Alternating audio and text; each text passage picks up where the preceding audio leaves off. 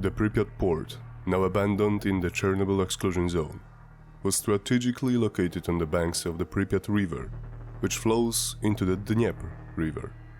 The iconic Pripyat Cafe was only a few steps away, place of blooming social and cultural interactions between all the local people. It is still a colorful reminder of the once thriving community that inhabited the city. Famous Pripyat Hospital was also nearby, as well as a significant part of the residential area, with several apartment buildings standing close. Despite the real counterparts are slowly falling apart, all of them are preserved digitally. Also in our game, Chernobylite, which hopefully will make them immortal.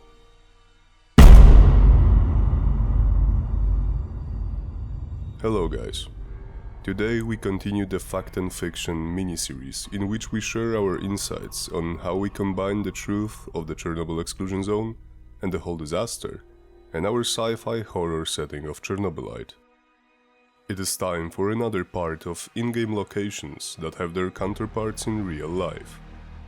If you travel to the zone yourself, you would easily spot a lot of details you could see in the game too. But because this place is abandoned, a lot of fauna and flora constantly claim more of it, so in some cases, the buildings or other important locations are easy to miss. Others, like the Emerald Camp, are almost completely gone. Some due to fires, others because of the time running inexorably. For now, traveling to the zone is prohibited, and more dangerous than ever due to the Russian invasion of Ukraine. We keep our Ukrainian friends in our hearts and we hope that they are all well. Nonetheless, we spent years scanning the zone ourselves, often by hand, so you can now use the tour around the zone mode in Chernobylite to visit all the places inside the game, calmly, without any dangers, just traveling around. And if you want, you can learn more about the history of Chernobyl disaster and the exclusion zone itself, as we put a lot of additional information like postcards, notes and NPCs that will accompany you during this digital travel. Also, earlier this week we published the long-awaited console update for both PlayStation and Xbox versions. So now, all console players can fully enjoy the whole Chernobylite experience, the free content of all seasons, including the great tour around the zone mode.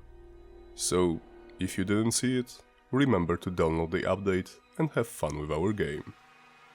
But enough of it for now. Let's start. Chernobyl Exclusion Zone, the fusion of fact and fiction. Part 3. Pripyat Port. Pripyat Port, another key location in Chernobylite, was once a bustling area of the city of Pripyat, used for transport and leisure activities. It was an essential facility for this atomgrad situated near the Chernobyl Nuclear Power Plant. This port was strategically located on the banks of the Pripyat River, which flows into the Dnieper River, making it a vital point for water transportation before the disaster. That feature was one of the main reasons behind the USSR officials' decision to create the power plant and the city out of nothing inside the thick Ukrainian forest. In the 1970s, when both the power plant and nearby atomgrad were under construction, river transport was a key to the first success. Creating a simple pier was way easier than connecting this distant place to the existing power grid, roads, or railroad. The officials planned it since the beginning, yet the Pripyat port was crucial to both the creation and the smooth functioning of the plant and the city. Before the Chernobyl disaster, Pripyat Port served primarily as a hub for the transport of goods and materials necessary for the operation of the nearby nuclear power plant and the construction and maintenance of the town itself. It facilitated the movement of large and heavy equipment, construction materials, and even personnel to and from the area, playing a critical role in the logistics that supported the nuclear power industry in the region. But it was not only about the transport and materials. The iconic Pripyat Cafe was only a few steps away from the port and was a place of blooming social and cultural interactions between people traveling to the city as well as its citizens. Famous Pripyat Hospital was also nearby, as well as a significant part of the residential area with several apartment buildings standing close to. After the 1986 Chernobyl nuclear disaster, the port, along with the rest of Pripyat, was abandoned due to high levels of radioactive contamination. The infrastructure, including cranes, cargo handling equipment and boats, was left in place as they were because the area was evacuated.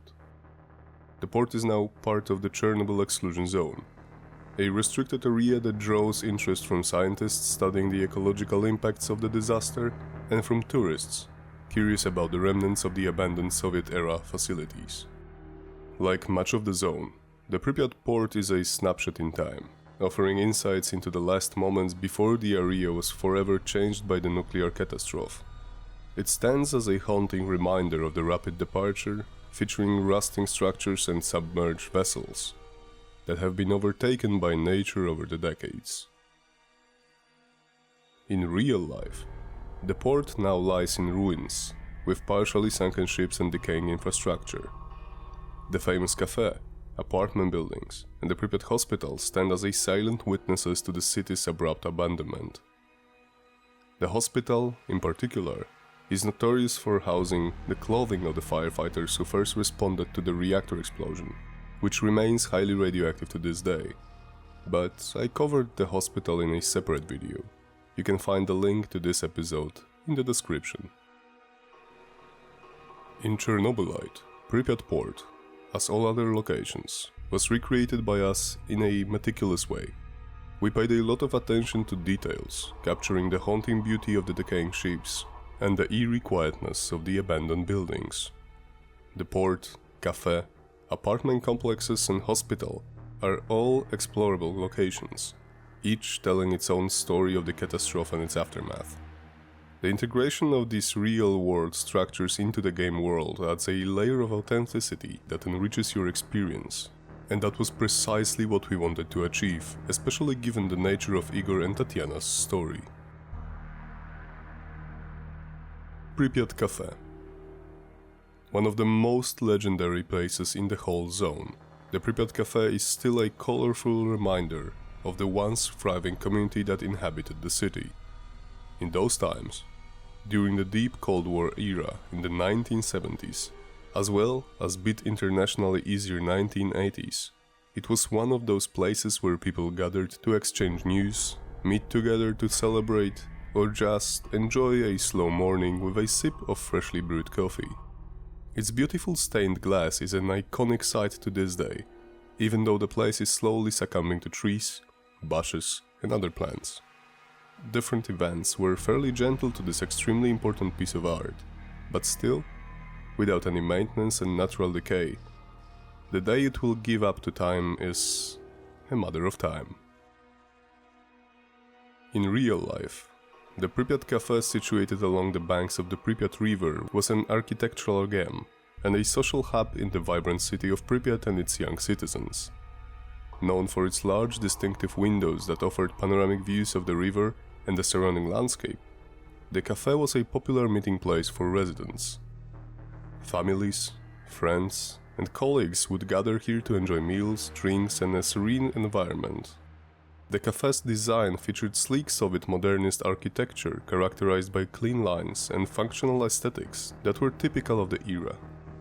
Following the Chernobyl disaster on April 26, 1986, the cafe, like the rest of Pripyat, was abruptly abandoned. The evacuation of the city left behind a ghostly relic frozen in time. The once bustling cafe is now overrun by nature, with broken windows, rusting frames, and creeping vegetation reclaiming the space. The interior, which once buzzed with conversation and activity, now lies in silent disarray, with overturned chairs and tables, shattered glass, and remnants of its former life scattered across the floor.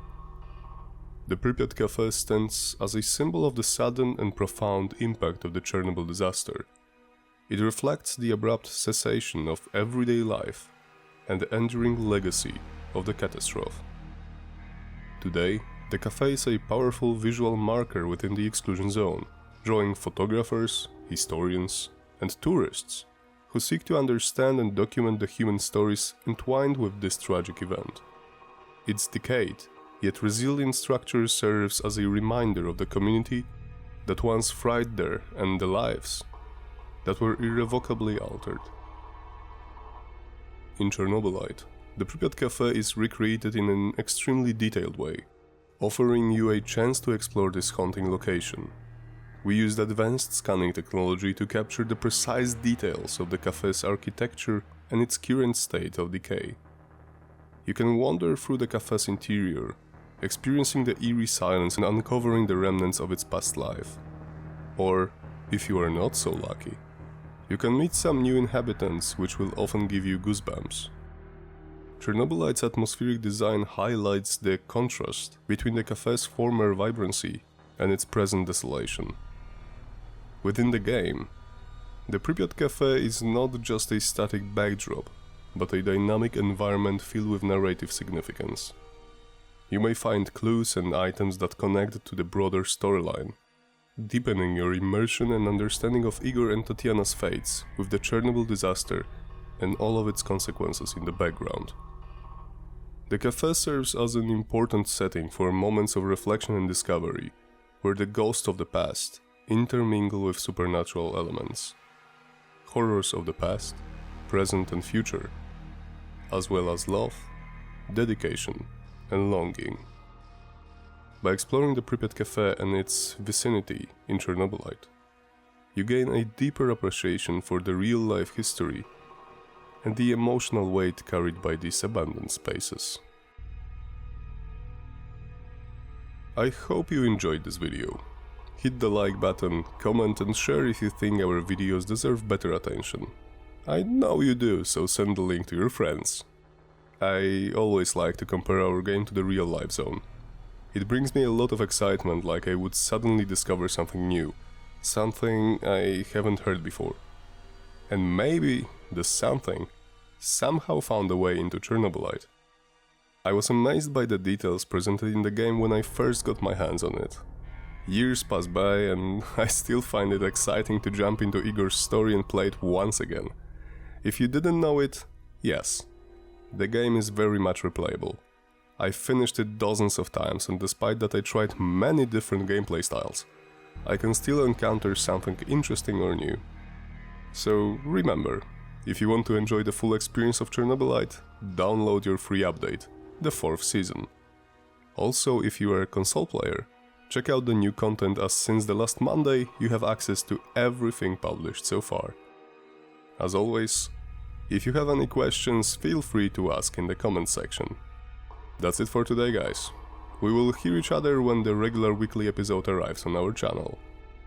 Take care, stay safe, and see you on Sunday.